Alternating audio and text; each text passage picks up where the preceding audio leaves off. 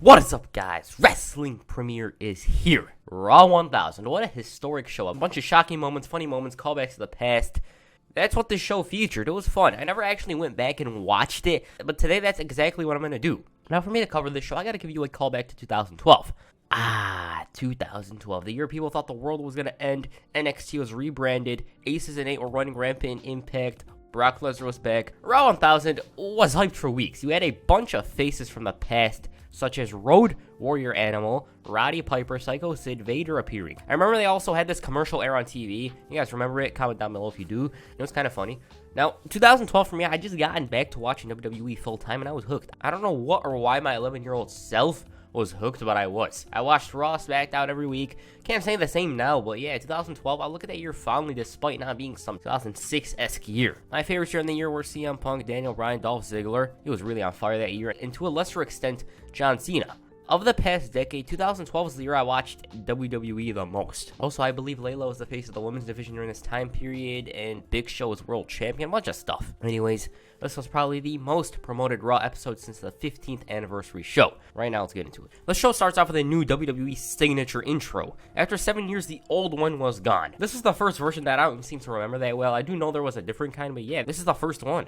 They then show a bunch of past Raw moments to commemorate the 1000th episode. The logo from 2007 all the way up to now was replaced in favor of this one. Now, the first thing I think of when I see this logo is Daniel Bryan and the Authority. The theme Burn It to the Ground by Nickelback, the greatest band ever, was replaced by Tonight is the Night, and damn did that take me back. It's not even in my top 5 Raw songs, but it took me back to 2012. It gave me WWE 13 vibes all around, like damn, 2012-ish. The commentators were Michael Cole and Jerry the King Lawler. Cole was starting to phase out that heel character, but it wouldn't be gone until Jerry Lawler unfortunately suffered a heart attack. There was a new stage that kind of looked like that default WWE 12 one to me, and this was the first 3-hour show in the 3-hour era of Raw. Initially, it was easy to watch, and it gave a lot of stars a chance, mostly lower card, a chance to wrestle on the show, but over time, damn, it was hard. One positive from it, though, is the fact that there were longer matches, and they're more memorable in that case. I remember Randy Orton and Dolph Ziggler used to wrestle in September of 2012. They used to go 20 minutes, if I remember. Not sure though. But yeah, it gave opportunities to guys like Dolph Ziggler to steal the show. The show starts off with Vince McMahon as expected. Some in the crowd were chanting, "Thank you, Vince." He then welcomed us to Monday Night Raw. You know how he says it. Before introducing the Generation X. Now, this reunion at the time was a big-ass deal. Why? Well, I'll get to it. So, HBK in the game came out first, right? Well, Shawn Michaels felt like something was missing. Triple H then asked if there was more of them in the group. The crowd started to go crazy, then out came the rest of DX barring Chyna. This was really fun at the time. X-Pac and Billy Gunn weren't seen in God knows how long. I believe X-Pac wasn't seen since 2002, and Billy Gunn wasn't seen since 2004. Road Dogg had just returned at the Rumble, but these two, it was crazy to see them. After the Outlaws, they went to TNA and badmouthed Triple H, they were welcomed back. Road Dogg then welcomed St. Louis to the doghouse. He did the DX introduction, and he literally called Billy Gunn the bad peep Billy Gunn. Triple H then asked the fans if they were ready. Well, I guess they certainly were. It was a blast from the past. Triple H made jokes about HBK losing his smile and posing for Playgirl. Then all of a sudden, Damien Sandow came out. I can't believe he was World Championship material. Not a knock on him. It's just weird that he's nowhere to be found right now. And at this point, he was a viable contender to eventually win the title. I mean, he was pretty good at the time. Not gonna lie. Before the work rate era, or whatever the hell we could call it, this guy stood out for his mic skills and basically for being unorthodox.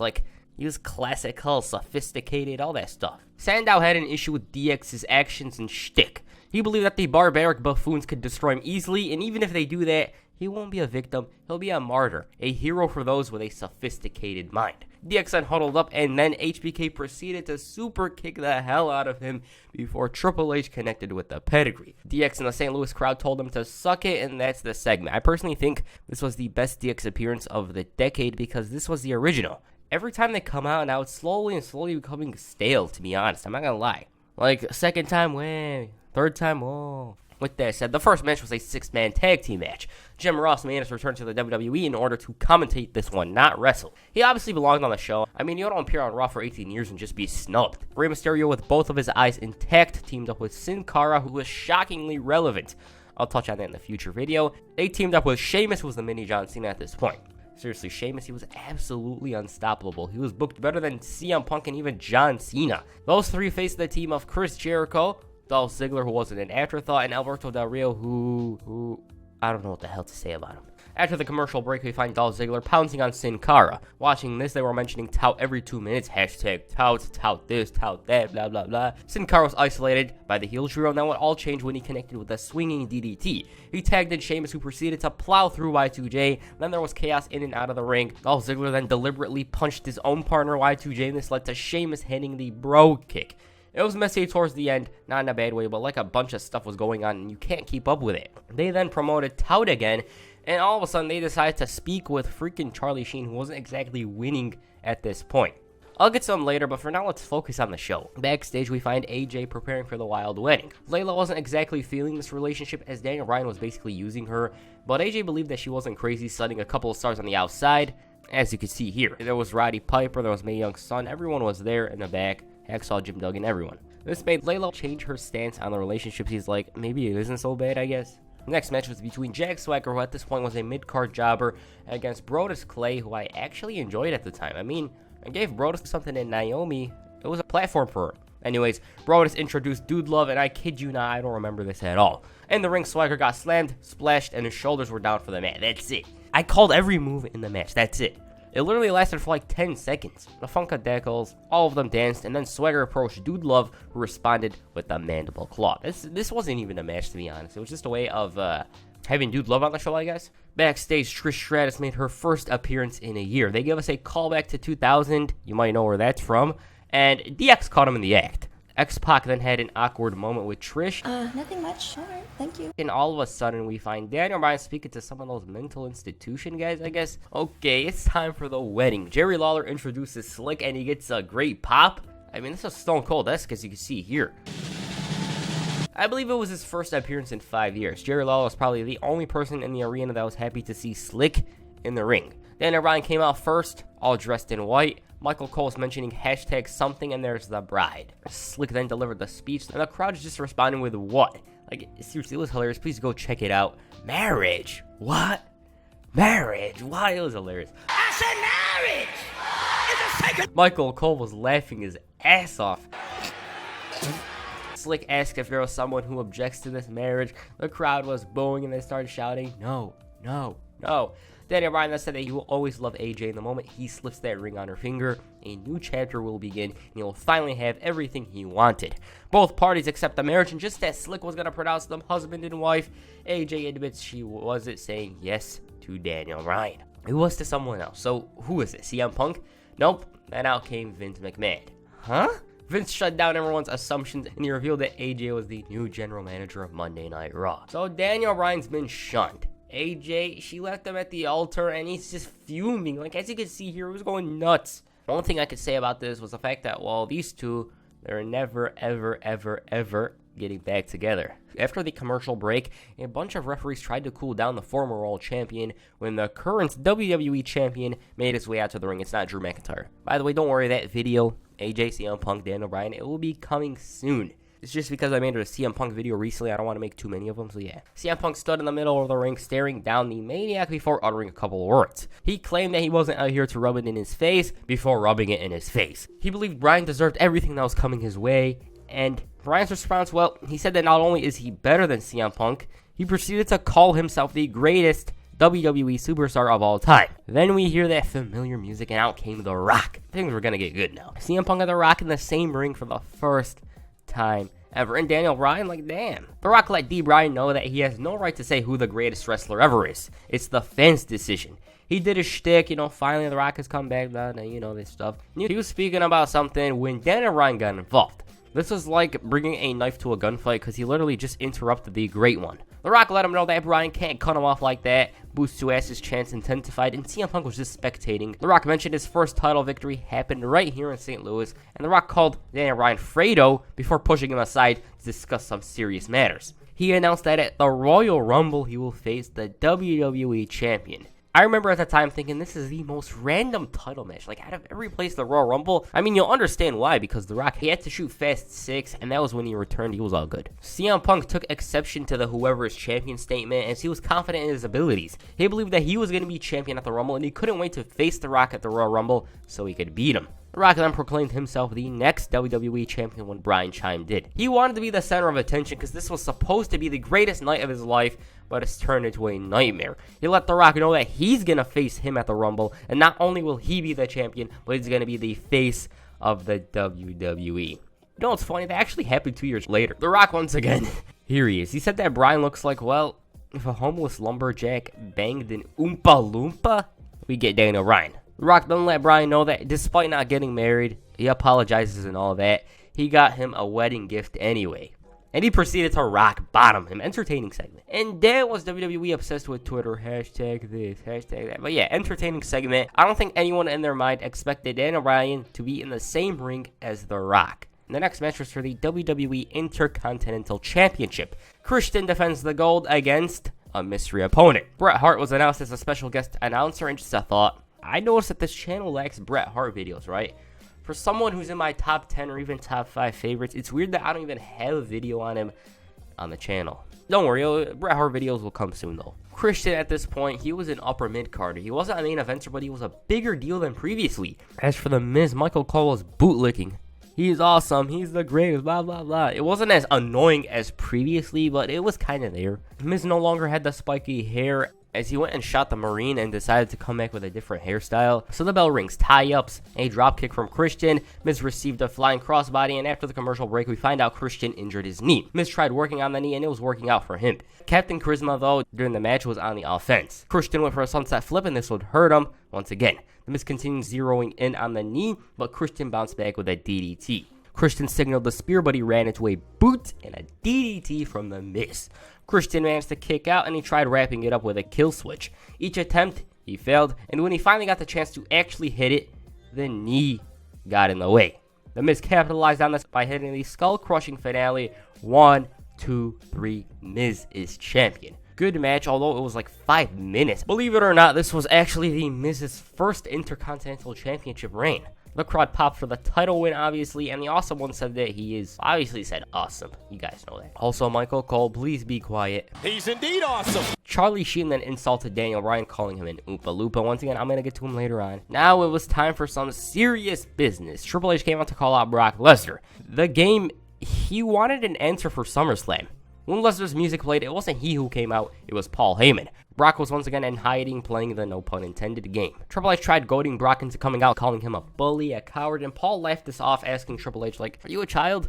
All of a sudden, the game threw on Paul Lee after he mentioned his kids. He apologized before saying he feels sorry for the kids, and all of a sudden, Stephanie with a vendetta came out. Paul was stuck between a rock and a hard place. She then threatened him before calling him a failure as a businessman. She said that he failed at WCW, ECW, and even WWE.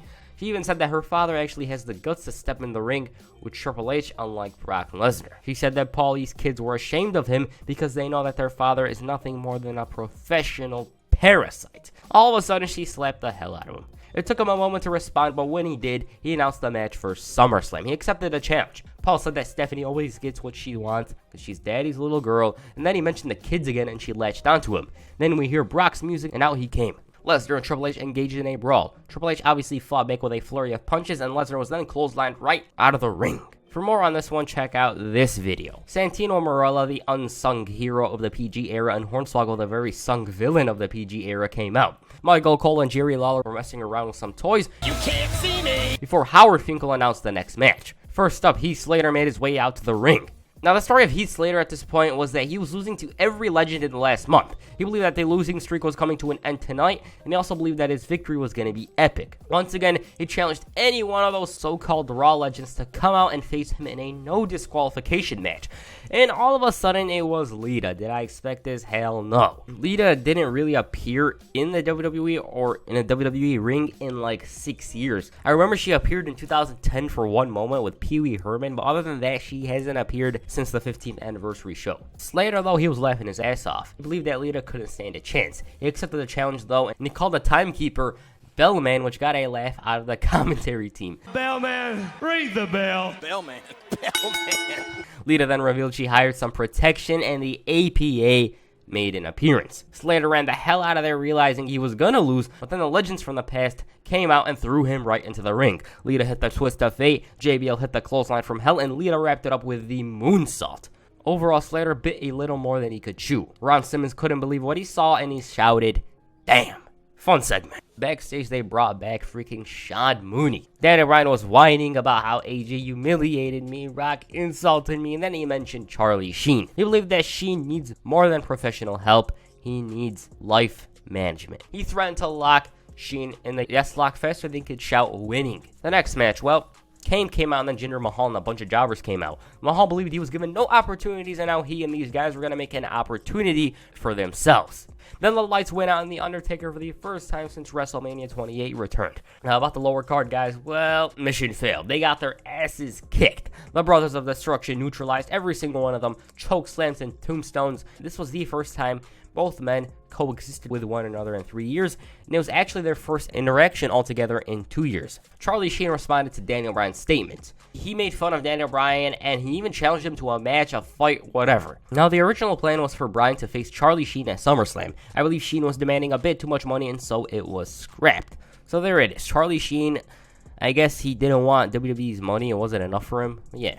And the main event, CM Punk defends the WWE Championship against John Cena. Cena, for some reason, won Money in the Bank in the previous week. He outright announced that the date for the cash-in was Raw 1000, July 23rd, 2012. CM Punk was given a week to prepare, yet Rey Mysterio wasn't given the same treatment. Now, at that time, I think I expected Cena to win since it was the 1000th episode of Raw. Oh, and how can I forget hashtags? So the bell rings. Punk offers his hand and they go. Headlocks, tie-ups, let's go Cena, Cena sucks chance, all was good. In the early going, it was CM Punk who had the edge. He tried wearing down Cena initially, but then the challenger managed to slam him down to the mat. During this time, it was 50-50. Both men had everything to lose, and they were even so far in the match. From here on, the match starts to kick into high gear. Cena with some punches, uses his power to the best of his abilities, and Punk, he relied on tearing down John Cena by targeting the back. They went back and forth. Yeah, boo, yeah, boo. Cena started to build momentum. Shoulder tackles, the slam, nope. Punk showed just how educated he was of Cena's moveset, and he delivered a couple of moves himself. But Cena managed to finally hit the slam before going for the 5-knuckle shove. Nope. Punk kicked him in the head before connecting with another kick to the back, and he believed it was time to wrap it up.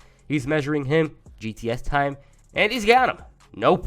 Ref gets knocked down and Cena hits the AA. 1, 2, 3, 4, 5. Big Show then ran in there and hit a monstrous spear on the challenger. He attempted the KO and he actually successfully hit it. Punk sat in the corner watching all of this unfold. Cena had a tent, and despite this being unethical, Punk was looking to win it this way. He realized that the stakes of this one were just too high to risk. 1, 2, no. Punk couldn't believe it.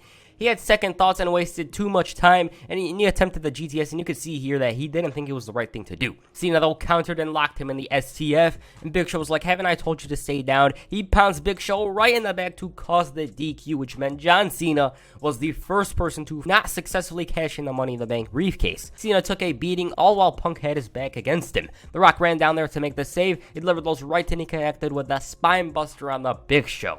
Now it was time for the most electrifying move in sports entertainment, the People's Elbow. Nope. CM Punk delivered an unexpected clothesline, turning heel or a tweener, depends on your perspective. He stood there as Jerry Lawler was shouting, "What are you doing?" The crowd was confused as hell, and he then measured The Rock for the GTS, and he successfully hit it. The fans were booing him as he slowly walked to the back. Okay, so the show, overall, it was great. There was something missing, though, and for me, that is Edge and Stone Cold Steve Austin. Now, I don't know why Edge didn't appear. His contract had just expired 3 months earlier, but Austin, he had surgery on his left knee, and he didn't think it would be a great idea to limp down to the ring in crutches, and so that's why there was no Austin at Raw 1000. Also, I believe he was shooting the Grown-Ups 2, I believe. So yeah, overall, he was shooting Grown-Ups 2, and plus, he had surgery on his left knee. He wouldn't have looked so badass if he came down in crutches, I guess. That's what he thought. Anyways, memorable show. They wanted to hook the viewers with the ending there, and I was already hooked during the time. But Punk's heel turn, though, it was weird. He was the most popular or second most popular guy in the company. But in storyline, it did make sense that Punk would be jealous of The Rock. He was working hard and playing hard, and seeing as The Rock can just weasel in and get cheered, he also got a title shot for doing nothing. There was a motive there for CM Punk. The rest of the show, I liked the Christian Miz match, although that was like 4 minutes. AJ and Bryan's segment was pretty memorable. It was fun to see DX. John Cena cashing in and losing is funny. And by the way, that's the first time any superstar failed to cash in the briefcase. Raw 1000 memorable episode, and I believe it was the most memorable Raw episode of the decade due to what went on during the night. That's your first video. Make sure you hit the rock bottom on the like button and perhaps the GTS on the subscribe button. Peace. I'm out.